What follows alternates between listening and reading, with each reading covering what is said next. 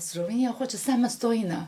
Takrat vsi Slovenci, ali kot jaz, nisem Slovenci, ampak slovenski zemlji živi, mi vsi v isto skupina, ista volja na bolijo bodočnosti.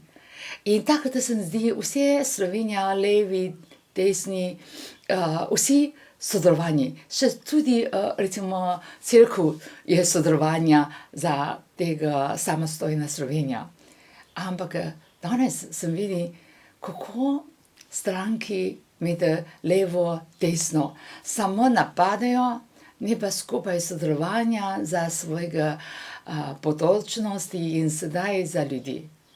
Manj, veliko manj, no, ne bi rekel, ne bi delali, ampak več kolega kot tisti čas. To pa 100%. Ni dobro tako skozi kregati med levo, desno, svojega interesa, ne pa